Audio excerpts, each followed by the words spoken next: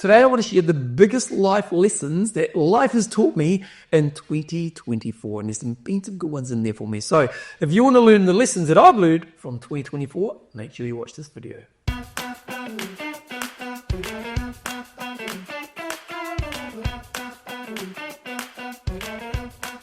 I try to be somebody that evolves in life. I like to think that in the future I'm going to be a better version of myself. And with that, that means that I have to try to grow today.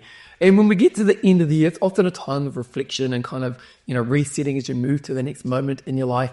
And in your reflection, sometimes there's been some good opportunities to think about the lessons you've learned from the year. And every year there's things we learn along the way. But today there's going to be some key lessons that have been big lessons for me that I'll take with me for the rest of my life. So I thought I'd share maybe like 3 or 4 of them with you. So I've written it on my piece of paper here. Okay, my biggest lessons that I've learned. Number 1 is spend a lot more time thinking and devising a strategy before you take action. Now, one of my greatest traits as a person is I am somebody who acts. So if there's something to be done, I will do it. And I'll do the work. I'm an actor and I'm a hard worker. I've got to be honest, this has worked against me in my life. And what do I mean by this? Well, often at times in my life, I see something that I think might be good. I act, I put a lot of work into it. And then a few steps down the pathway, I've either maybe not gone about the area of growth in the right approach, or maybe it hasn't even been the right area that I should be going down.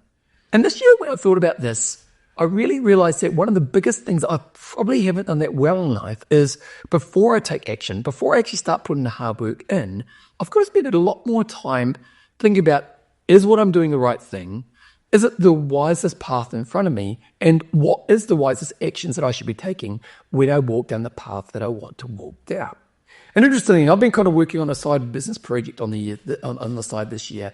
And traditionally, I would just get an idea and start working on the project. Whereas this time, I spent about 2 or 3 months doing a lot more deep thinking around what's the right type of business, what's the right type of business model, who am I trying to help, so on and so on. And even though this business product isn't quite ready yet, as I look to the future, I feel now that I'm taking action and putting the work in place for this business, that it seems like a much more wiser business that I'm moving toward. And it's because I spent a bit more time before I took action doing the thinking, the planning, and the kind of the pathway in front of me. So my number 1 lesson I've learned this year is while I'm an action taker and while I'm a hard worker, don't do that until you've done the deep thinking and planning before the first step. Number 2 on my list of things I've learned this year is had ambition, but have a buffer. I like having ambition in life. I want to be somebody who puts my hand up. And sometimes in life you can have ambition, but sometimes ambition could put you in risky places. And when we think about this, what we're going to think about is you want ambition, but you want a buffer. I'll talk about this in money terms. Let's say you want to do a property investment. And with a property investment, it might be an ambitious project you want to put in place. Now, what you don't want to do is you don't want to do it in a way where the whole time you're doing this property investment, if it takes 5% in the wrong direction, then the whole thing will crumble. Really what you want to do is you want to walk down this pathway where you've got ambition, but there might be like a 30% buffer. And this is what I've learned around ambition, is that sometimes with ambition, people can jump all in, but they also put all their eggs in that basket. And when we think about having ambition, we want an ambitious approach to the things we want to achieve, but we want to have a buffer. Let's say, for example, you want to change your career and you want to move towards a passionate career. That's a really cool thing to be aiming for in your life. But to totally quit your job and totally go away from your security of your current job right now, and you've got a family and you've got a mortgage and so on, is maybe a really risky way to approach ambition. Whereas if you were to say, I'm going to go back to 30 hours a week of working, give myself 10 hours to do my project, you have ambition, but you also have a buffer. And it's definitely been one of the life lessons that I've learned this year, because I've been doing some ambitious projects, and luckily because I've had a good buffer, I've managed some of the times where maybe if I didn't have that buffer, it could have ended in disaster.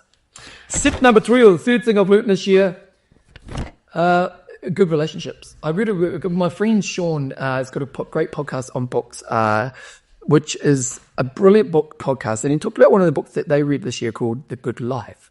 And in The Good Life, it was a brilliant book. I went to read it myself. And it's this book around the idea of they study people who'd lived long lives, basically. They did one of those longitudinal studies.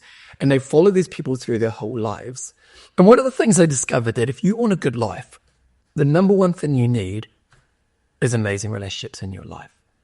Amazing relationships. Not just relationships, amazing relationships. Good people, good connections, trust, connection, caring, fun, engaging. The people in your life that make your life better. Now, I'm going to be honest. I'm really lucky because I'm in a place where I get a lot of amazing people in my life. But sometimes I'm always the leader. So sometimes in life, I'm always the person who's around other people, leading other people. And for that reason, sometimes I've neglected some of my friendships because I get my cup filled through my career.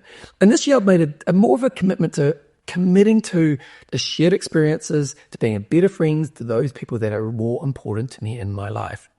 And it's been a really good lesson for me to learn because I love my friends and I love the connection, but I feel my life being more fulfilled because of these experiences. So the third thing I've learned, and I kind of always knew in it, but I've maybe committed more to the other relationships, more important relationships in my life, so I have a deeper connection. And then I think I've got one more here for you. Time is wisdom. I'm having my late 40s, and when you hit your late 40s, suddenly you reflect on time a lot. And you can spend a lot of time reminiscing on the past, and you can be fearful of what you're losing as you're aging. And I think that one of the greatest things we can think about as you get to your middle age is that time is not something you're losing. Time is something that gives you more wisdom moving forward. And one of the most fundamental things I've learned this year is I think about tomorrow, and I think about 10 years from now, I think about 15 years from now. I'm not daunted by that because I'm thinking about time as wisdom. And if I'm willing to be somebody that grows in my life and continues to aim to grow in the areas that are important to me, well, I'm excited about tomorrow. I'm excited about who I can be in 5 years from now, the things I'll be doing in 5 years from now, 10, 15, 20 years from now. Sure, time robs you of certain things as time goes by. But if you're willing to grow and develop and learn more about yourself and the world and life and all these amazing things that life has to offer, the future is exciting. So the way I look at time now is not I'm losing or not looking back. It's I'm excited about today, and time is wisdom. So as long as I'm trying to evolve and grow in life, my future is pretty bloody exciting. So those are some of the lessons that I've learned this year. Maybe in this post you can share some of the lessons that you've learned in 2024, because I hope to learn more amazing lessons as I head into 2025. If you enjoy my pieces and you want to bring exercise into your life, you need to check out my book, I Will Make You Passionate About Exercise. This book is designed to be a step-by-step journey that teaches you the right lessons and experiences to guide bringing exercise into your life, not just for a moment, but where you get to the place where you have a long-term love of exercise. So you get fitter, you get healthier, you have great stress releases, and you feel amazing about yourself. This book has been hugely successful, getting into the top 10 in the world for health and fitness books. So if it's time for you to bring health and fitness into your life, go to Passion About Exercise, click on the link, go through the process, and you can be starting your journey of finding your love for exercise really soon.